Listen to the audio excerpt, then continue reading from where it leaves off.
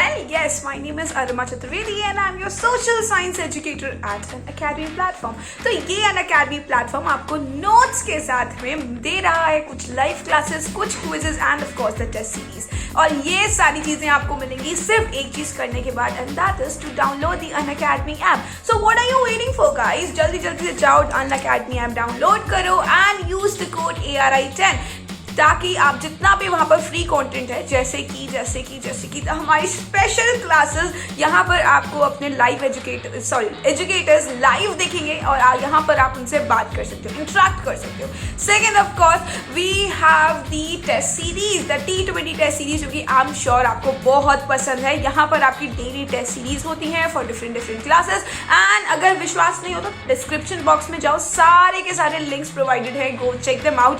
और उसके बाद आपके पास में है हमारे डेली प्रैक्टिस सेशंस जिन्हें हम क्विजेस के नाम से भी जानते हैं, राइट. तो जल्दी से जाओ, ये क्विजेस आप खुद भी होस्ट कर सकते हो, अपने दोस्तों को बुला सकते हो, एंजॉय कर सकते हो. एंड ऑफ कोर्स ये सारी चीजें अनलॉक करने के लिए आपको सिर्फ एक कोड यूज करना है, दैट इज ARI10. यानी फ्री में चाहिए तो ARI10 का कोड यूज करो, राइट. इसके अलावा we also provide you with the plus classes and of course the iconic classes. तो ये प्लस क्लासेस आपको देती हैं daily live sessions, one doubt clearing class and all the sessions. And of course आपके जो educators हैं वो आपसे पर्सनल इंटरेक्ट करते हैं, ठीक है. सो ऑफ कोर्स यहाँ पर आपको practice sessions, PDFs, every other thing what even you asking for यहाँ पर आपको प्लस क्लासेस में मिलती हैं. Then we have the iconic classes, और आइकॉनिक क्लासेस में प्लस के साथ साथ जितनी भी आपको प्लस में एडवांसमेंट्स हैं उसके साथ साथ आपको एक पर्सनल मेंटोर मिलता है जो कि आपके जब भी आपको डाउट हो ना आप उसे पूछ सकते हो एंड ही और she will answer you. And then that personal mentor will be connected to your parents और वो आपकी डेली रिपोर्ट्स देगा आपके पेरेंट्स को. So the money is worth it absolutely. और इस मनी को अगर आपको थोड़ा सा कम करना है तो of course use the code ARI10 again to get extra 10% discount. जल्दी से जाओ, फटाफट से use the code ARI10 for all the free content and of course for the plus and the iconic classes. इसके अलावा we also have the creative corner subscription, और ये creative corner subscription है आपके सिलेबस के आगे, यानी बियॉन्ड योर सिलेबस. जैसे कि आपको फिल्म मेकिंग में इंटरेस्ट है, go buy the plus creative corner subscription. And if you are a book lover just like me तो भी आप ये यूज कर सकते हो. If you want to learn some new magic tricks, if you want to learn about robotics, go and buy the creative corner subscription. और ये भी आपको मिलता है प्लस और आइकॉनिक में. But if you are not willing to buy the plus and iconic classes, सिर्फ creative लेना है तो जरूर go ahead, use the code ARI10 again to get an extra 10% discount. See you in the video. Of course, let's study. Bye bye. Hi everybody. So after so long, let's have the topic of weavers, iron smelters and factory owners to get completed. बहुत important chapter है history का, and of course I know you guys have been asking for this chapter, so let's make it easy, right? Moving forward, तो हम बात करेंगे बहुत पुराने ज़माने की, यानी कि हिस्ट्री की. ऑफ कोर्स हिस्ट्री ही पुराना ज़माना है, तो बात करके देख लेते हैं क्या बात है. बात ये थी कि भाई दो इम्पॉर्टेंट इंडस्ट्रीज़ हुआ करती हैं आज भी और पहले भी. अभी एक IT और इंक्लूड हो गई है जो कि हमने ज्योग्राफी में भी पढ़ी थी, इन इंडस्ट्रीज़ वाला चैप्टर. बट हिस्ट्री में जब हम बात करते हैं तब किसी भी कंट्री का डेवलपमेंट हम दो इम्पॉर्टेंट इंडस्ट्रीज से देख सकते हैं कि if it is developed country और इट्स नॉट, ठीक है. तो दो इंडस्ट्रीज कौन सी हैं? One is textile and the other one is iron and steel industry. ये दो मेजर इंडस्ट्रीज हैं जो कि किसी भी कंट्री के डेवलपमेंट रेशियो को अफेक्ट करती हैं, राइट. अब उस टाइम पर ब्रिटिश जो था, यानी कि ब्रिटेन जो था, that became an industrialisation point, right. British जो था वो वर्कशॉप ऑफ द वर्ल्ड बन चुका था ड्यूरिंग 1850s. क्यों? क्योंकि वहां पर इंडस्ट्रियलाइजेशन जो था वो बहुत ज्यादा ग्रो करने लग गया था. And when we are talking about 18th century, late 18th century, तब क्या हुआ था? लेट 18th सेंचुरी मतलब कि 1700s, लेट 1700s, तब इंडिया का मेन एक्सपोर्टर जो था that was Britain. India was the main exporter of Britain, यानी कि इंडिया से जितना भी सामान जाता था वो सारा का सारा मोस्टली ब्रिटेन में जाकर यूज होता था, यानी कि यूरोपियन कंट्रीज में यूज होता था. बट जब इंडस्ट्रियलाइजेशन हुआ, ज्यादा बढ़ने लग गया, ब्रिटेन जो है वो वर्कशॉप ऑफ द वर्ल्ड बन गई अब, तो India became a market for the Britain, for the British things, जितनी भी ब्रिटिश में चीजें बनती थी, मैन्युफैक्चर होती थी, वो अब इंडिया आकर बिक जाती थी। क्यों? क्योंकि they were cheap, very cheap from if compare to the Indian things. उसके बाद हम बात करते हैं इंडिया की। इंडिया कैसे था पहले, कितना इंपॉर्टेंट था, कितना ज्यादा एक्सपोर्ट होता था, इंपोर्ट होता था, क्या सीन था इंडिया का? तो during 1750s India was the world's largest producer of cotton textiles. इतना कॉटन प्रोड्यूस होता था इंडिया में कि वो लार्जेस्ट प्रोड्यूसर बन चुका था पूरे वर्ल्ड का। और कहाँ पर ट्रेड होता था इसका कॉटन? इसका ट्रेड होता था cotton in south east Asia, west and central Asia, and from 16th century वो यूरोपियन कंट्रीज भी जाने लग गया था। मतलब कि एशिया में तो था ही था, अब यूरोप में भी मस्त इंडिया का से बोलबाला हो चुका था। बट हमें पता कैसे चला? उस टाइम पर तो ऐसे टेलीग्राम ग्रुप्स भी नहीं थे, व्हाट्सएप भी नहीं थे, और ना ही रिसीट्स शेयर होती थी। तो फिर पता कैसे चला? पता ऐसे चला कि हमें बहुत सारे बुक्स मिले। बुक्स कैसे? बुक्स वो बुक्स नहीं जो कि हम पढ़ते हैं, यानी कि एक डायरीज टाइप की मिली, जहां पर हमने ये देखा कि यूरोप में जितना भी सामान यूज होता था वो इंडिया से जाता था, और उसका नाम क्या था, और वो कितना कितना मांगा गया है, यानी कि basically a receipts of anything. उसकी हमें पूरी की पूरी डायरी मिल गई। ये डायरी में क्या क्या लिखा था, लेट्स टॉक अबाउट दैट। तो इंडिया से एक फाइन कॉटन क्लॉथ जाता था यूरोप, जो कि इन यूरोपियन पीपल को सबसे पहले अरब मर्चेंट्स ने बेचा था। वो इंडिया से इसको लेकर जाते थे फाइन कॉटन क्लॉथ को, और यूरोप जाकर बेच देते थे। जब वो यूरोप जाते थे तो वो मोसूल नाम की एक जगह है अरब में, जहां से वो सारा का सारा मटेरियल यूरोपियन कंट्रीज के जो ट्रेडर्स थे उनको बेच देते थे। And that is why European people started calling it muslin, that was a fine cotton cloth, right. उसके बाद क्या हुआ? उसके बाद पोर्चुगीज आए, जिन्होंने सबसे पहले लैंड किया कैलकटा में, कैलिकट में, दैट्स इन केरला, राइट। सो कैलिकट में जब उन्होंने लैंड किया, और वो स्पाइसेस को बहुत सर्च करे थे, and you already know it कि Kerala is very famous for spices and gold. But gold की तो बात बाद में करेंगे, पहले स्पाइसेस की बात करते हैं। तो जब वो स्पाइसेस ढूंढते ढूंढते केरला आ गए, कैलिकट में लैंड हो गए, तो उन्होंने क्या किया? उन्होंने वहां की जितनी भी कॉटन की स्पेशलिटी थी और स्पाइसेस की स्पेशलिटी थी, उसको वो यूरोप ले गए। Portugal is also in Europe, तो वो यूरोप ले गए। अब वहां से जितने ट्रेडर्स थे वो उनसे खरीदते थे और अपनी अपनी कंट्रीज में जाकर बेच देते थे। Now because it started from Calicut, तो उन सारी चीजों का नाम पड़ गया कैलिको, यानी जितनी भी चीजें कैलिकट से आती थी उन सारी चीजों को, वेदर दे आर कॉटन और spices, they were all known as calico. अब क्या हुआ? अब एक ऑर्डर बुक किया गया। ये ऑर्डर कैसा था? वही जिसके बारे में अभी मैंने थोड़ी देर पहले आपको बताया था कि एक डायरी मिली थी जिसमें सारी की सारी रिसीट्स थी कि कौन सा ऑर्डर है, किसने ऑर्डर दिया है और कितने का ऑर्डर है।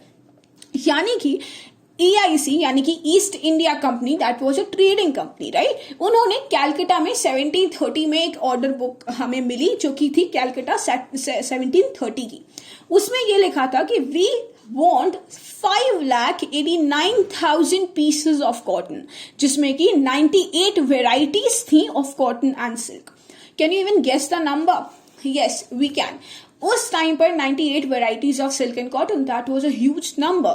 और एक पीस का पूरा लेंथ होता था 20 into 1 yards, यानी कि 20 into 1 is length and its height, it's basically length and its width of that particular piece. इतने बड़े 5,89,000 pieces चाहिए थे उन्हें, जिसमें कि 98 varieties होनी चाहिए थी। That was the order book.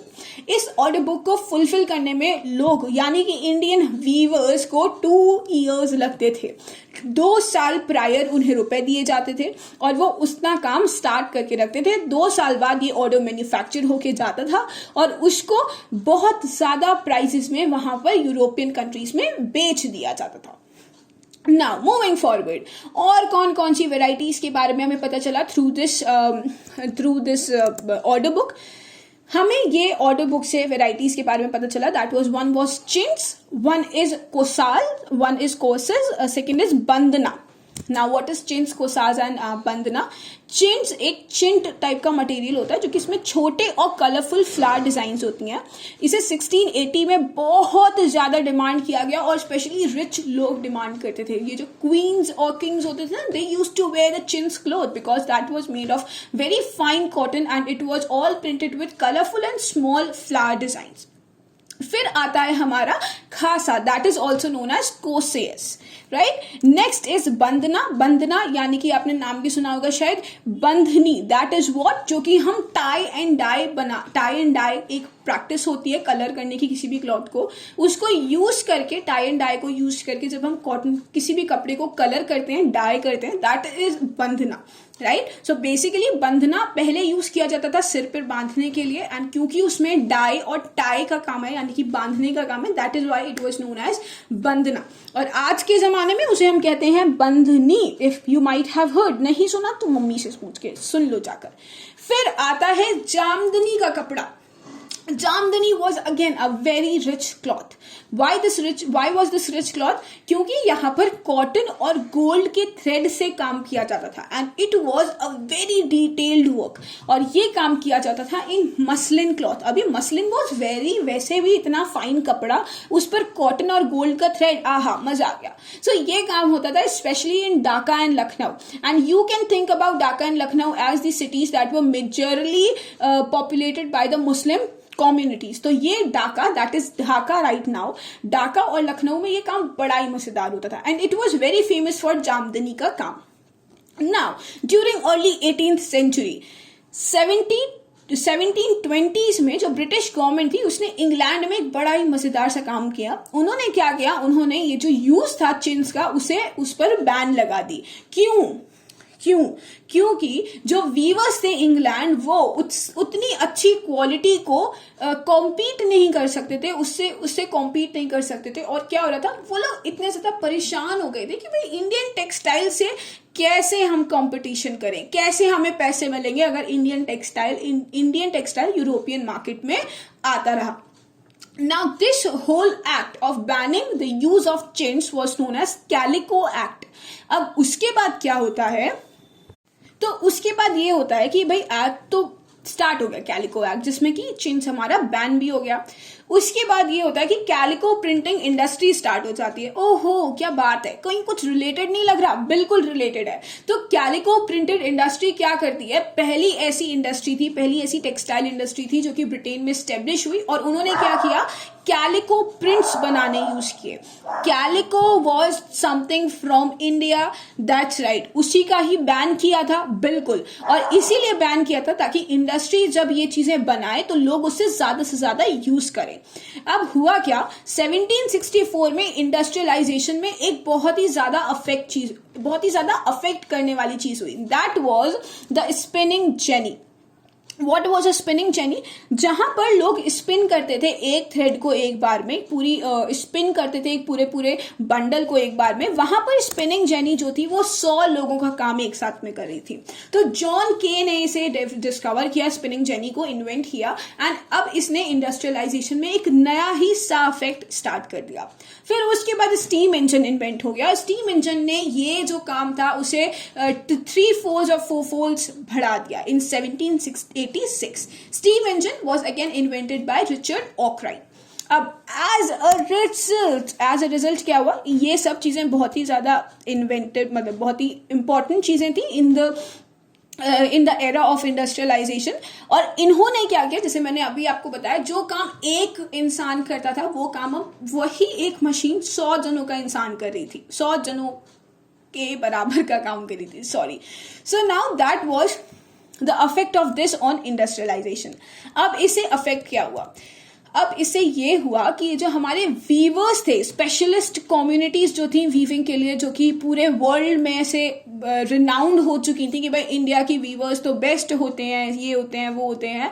उसमें से कुछ वीवर्स ऐसे थे जैसे कि ताती वीवर्स ऑफ बंगाल. फिर आते हैं Julahas and Momin weavers of north India, Sale and Kaikolar और देवांजे ऑफ साउथ इंडिया। ये सारे वीवर्स थे, they were the specialist community of India, जो कि बहुत फेमस थे, they were famous in around all the world. Now talking about the production, अभी ये प्रोड्यूस कैसे करते थे, क्योंकि ब्रिटेन में तो इंडस्ट्रीज स्टार्ट हो चुकी थी, उन्हें तो कुछ करने की जरूरत नहीं थी, बट बटन ऑन करनी थी और ऑफ करनी थी। यहाँ पर अभी भी हम लोग मैनुअल यानी कि हैंडीक्राफ्ट पर बिलीव कर रहे थे, यानी कि बेस थे। ना पहला काम होता था स्पिनिंग का, production of textile, we are talking about the production of textile. उसमें सबसे पहला स्टेज आता था स्पिनिंग का, जहां पर हम चकला और तकली को यूज करते थे and it was mostly done by women. उसके बाद आता है थ्रेड को हम वीव करते थे, that was done by weavers and these weavers were majorly men. उसके बाद आता है कलरिंग एंड डाइंग। कलर और डाई, किसी भी कपड़े को नॉर्मल तो हम यूज नहीं करेंगे, obviously that should be coloured somewhere और द अदर। तो उसको जो डाई करता था या कलर करता था, उस इंसान को जो कि ये काम कर रहा है कलरिंग और डाइंग का, उसे हम कहते थे रंगरेज। उस टाइम पर, और अभी भी आपने ब्लॉक प्रिंटिंग का नाम सुना होगा, जो कि एक ब्लॉक को पेंट करते हैं और उससे प्रिंट किया जाता है। तो वो जो काम करते थे उन लोगों को बोलते थे छिपियागर्स, राइट। अब उसके बाद हुआ कुछ ऐसा कि ये सब चीजें तो चल रही थी, they were being very famous, textile में बहुत अच्छी थी India, this and that, but साथ ही साथ हमें ये नहीं भूलना कि ब्रिटेन में industrialisation was coming and it was growing. अब ग्रोइंग के चक्कर में क्या हुआ, ब्रिटिशर्स ने सोचा कि भाई ये सामान कहाँ बेचें, तो उन्होंने सोचा इंडिया में बेच देते हैं, बेस्ट तरीका है, इंडिया है ही अपने अंदर, जो कहेंगे वो करना ही पड़ेगा। तो उन्होंने क्या किया, उन्होंने इंडिया में ब्रिटिश गुड्स लेकर आए, ब्रिटिश इंडस्ट्रियल गुड्स, और वो उन्होंने आकर इंडियन मार्केट में बेचना स्टार्ट कर दिया। अब बात ये था कि जब वो इंडिया में लेकर आए, so these things were very cheap, very very cheap, और क्वालिटी भी ऐसी होती थी कि the people can easily buy it. So अब लोगों ने जो इंडिया हैंडीक्राफ्ट चीजें थी, यानी कि जो हाथ से बनी हुई चीजें थी, उन सबको छोड़कर ये इंडस्ट्रियल गुड्स लेने स्टार्ट कर दिए, क्योंकि now India was not that economically high जितना वो पहले था। अब वो इतना अफोर्ड नहीं कर सकता था, लोग इतना अफोर्ड नहीं कर सकते थे, तो इसीलिए इंडियंस ने क्या किया, ये चीप प्रोडक्ट्स लेना स्टार्ट कर दिया। अब उसके बाद जो भी इंडियन गुड्स बाहर जाते थे उस पर ब्रिटिशर्स ने क्या किया, हाई ड्यूटीज लगानी स्टार्ट कर दी। यानी कि ब्रिटिशर्स के जो गुड्स हैं वो तो फ्री फंड में इंडिया आ रहे हैं, पर इंडियन गुड्स अगर कहीं और जाएंगे तो उस पर हाई ड्यूटीज लगेंगी, और वो ड्यूटीज किसे पे करनी पड़ती थी, जो कि उन्हें लेकर जा रहा है। So people started ignoring these Indian goods, और उन्होंने क्या किया, उन्होंने जो यूरोपियन गुड्स थे उनको लेना और स्टार्ट कर दिया, and these European goods were industrial goods, not the handmade goods, right. तो अब सिचुएशन कुछ इस टाइप की हो गई थी 19th सेंचुरी में कि इंडस्ट्री से लड़ना एक नॉर्मल ह्यूमन के लिए इतना कुछ अच्छा पॉसिबल है नहीं, और इसी की वजह से उनकी सिचुएशन एडवर्स हो गई थी फॉर ऑल द वीवर्स। क्या हुआ, millions of weavers were unemployed, क्योंकि अब उनके पास काम नहीं था, कोई उनका सामान खरीद नहीं रहा था, कोई उनको पैसे नहीं दे रहा था। So one thing was that English and European companies stopped buying in Indian goods. Indian goods को पैसे देना ही और उनसे खरीदना ही उन्होंने बिल्कुल बंद कर दिया था। क्यों? क्योंकि they were getting some cheap products and बहुत ही कम टाइम में उन्हें वो cheap products मिल रहे थे, तो वो इतना वेट क्यों करें इंडियन गुड्स का, राइट। तो पहले जैसे Britain was the market, India उनके लिए एक बड़ा सा एक्सपोर्टर था ब्रिटेन के लिए। अब ब्रिटिश गुड्स जो थे वो इंडिया के लिए सबसे बड़ा मार्केट उन्होंने इंडिया को बना लिया था। ब्रिटिशर्स ने अपने गुड्स के लिए इंडिया को सबसे बड़ा मार्केट बना लिया था ड्यूरिंग 1830s।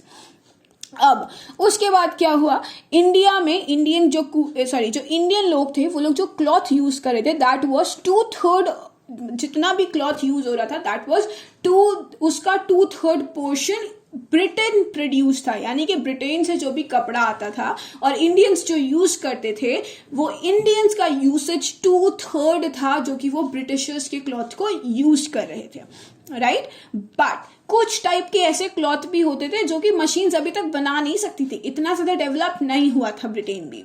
सो वो हैंडलूम अभी भी अलाइव था, इतना सब होने के बाद भी that was still breathing. Now इसमें लेट 19th सेंचुरी में शोलापुर वेस्ट इंडिया में और मदुरा मथुरा साउथ इंडिया में ये बहुत इंपॉर्टेंट सेंटर्स बन गए ऑफ वीविंग, राइट। अब महात्मा गांधी तब तक इंडिया आ चुके थे और महात्मा गांधी ने क्या बोला, महात्मा गांधी ने बोला कि जितना भी इंपोर्टेड सामान है, यानी कि यूरोपियन कंट्री से जो भी सामान आ रहा है, इंडस्ट्रियल सामान है, उसको बॉयकॉट कर दो, उसको यूज करने की जरूरत नहीं है, जलाकर फेंक दो, राइट। सो अब क्या हुआ, ब्रिटिश जैसे ये बात महात्मा गांधी की सुनी सब लोगों ने खादी यानी कि वो चीज जो कि इंडिया में बन रही है उसको यूज करना स्टार्ट कर दिया। And that is why INC के फ्लैग में that was in 1931 charkha as a symbol of nationalism use किया गया। नाउ अब द वीवर्स जिनको लॉस्ट हो गई थी जॉब्स, वो लोग क्या करें, उनके पास काम ही क्या था करने के लिए, क्योंकि वीविंग के अलावा तो कुछ आता नहीं है। तो उन्होंने एग्रीकल्चरल लेबरर्स की तरह काम करना स्टार्ट कर दिया। अपनी खुद की जमीन नहीं है तो क्या करें, किसी और के यहाँ लेबर की तरह काम करने लग गए। उन्होंने सिटीज की तरफ माइग्रेट करना स्टार्ट कर दिया, ये सोचकर कि शायद सिटीज में भी हमें कोई ना कोई तरह की जॉब मिल जाएगी। वो अफ्रीका चले गए, साउथ अमेरिका चले गए, क्योंकि these portions of the world were still been colonial with the other alien power. और इसकी वजह से उन्होंने क्या किया, वहां पर जाकर प्लांटेशंस में काम करने लग गए, जो कि इंडिया में उन्हें अच्छा नहीं लग रहा था। वो बाहर जाकर उसी में काम करने लग गए थे। क्या करें, काम ही नहीं है। But during that time India में नई नई कॉटन मिल्स स्टैब्लिश होना स्टार्ट हो गई, जैसे कि बॉम्बे इन 1854 वो एक इंपॉर्टेंट पोर्ट बन चुका था अब कॉटन का। क्यों, रॉ कॉटन बॉम्बे के पास में ही जो रेंज है वहां से आती थी, रॉ कॉटन निकल कर आती थी, यानी कि उसको एक्सट्रैक्ट किया जाता था और उसके बाद वो रॉ कॉटन जापान जैसी कंट्रीज में चली जाती थी जहां पर कॉटन को ग्रो नहीं किया जा सकता because of the climatic conditions. तो वहां पर रॉ कॉटन चली जाती थी and because of that Bombay became the new centre for exporting raw cotton. अब 1900s तक, जो 1854 में बॉम्बे में एक नई कॉटन मिल खुली, 1900 तक यही मिल्स का नंबर 84 हो चुका था अप्रोक्सीमेटली। और ये किसने खोली थी, majorly these people were Parsis and Gujarati businessman. ये सारे पारसी और गुजराती बिजनेसमैन थे। Now, the first mill was established in Ahmedabad in 1861. Second mill was established in 1864 in Kanpur, जहां पर लोगों को एम्प्लॉयमेंट का नजर आया और इसलिए वो कानपुर की तरफ जाते रहे या फिर अहमदाबाद की तरफ जाते रहे। द थिंग इज कि जब कोई इंडस्ट्रीज खुलती है so they need workers and that is why the people from villages move towards the cities, या फिर the people from the cities move towards these industrial areas to have a job in their hand. अब problem ये थी कि इन mills को भी ऐसे पकी पकाई खिचड़ी तो मिली नहीं, इन्होंने भी बहुत सारी प्रॉब्लम्स फेस करी, जैसे कि इंडियनाइजेशन जो था वो कॉलोनियल गवर्नमेंट से सपोर्ट नहीं किया जाता था। द प्रॉब्लम वाज कि अगर कोई भी कंट्री में खुद के गुड्स बन रहे हैं तो उस कंट्री में बाहर से आने वाले गुड्स पर हाई ड्यूटीज लगाई जाती हैं, बट इंडिया में ऐसा बिल्कुल नहीं था। इंडिया में उल्टा था, अगर कोई भी चीज इंडिया में प्रोड्यूस हो रही है तो उसके ऊपर हाई ड्यूटीज लगाई जाती थी, हाई टैक्सेस लगाए जाते थे। बट अगर कोई चीज ब्रिटेन से या फिर यूरोपियन कंट्री से आ रही होती थी तो उनके ऊपर कोई भी टैक्सेस नहीं लगाए जाते थे। And that is why Indian goods को, इंडियन मिल्स को बहुत ज्यादा प्रॉब्लम्स फेस करनी पड़ी। But during the first world war, जब इंडियन जो ब्रिटेन गुड्स थे, ब्रिटेन इंडस्ट्रियल गुड्स थे, वो सारे के सारे गुड्स इन वॉर में जा रहे थे, फर्स्ट वर्ल्ड वॉर में जा रहे थे, तब इंडियन मार्केट ब्रिटेन गुड्स से बिल्कुल खाली हो चुका था और उस टाइम पर इन इंडस्ट्रीज ने उनकी जगह ले ली और उस टाइम पर ये इन्होंने मेजर ग्रोथ दिखाई। So yeah, that's it for today's class. This is the end of the first part of Weavers chapter. Next part में मिलते हैं और ये chapter जल्दी से complete करते हैं. We'll see you soon. Bye bye.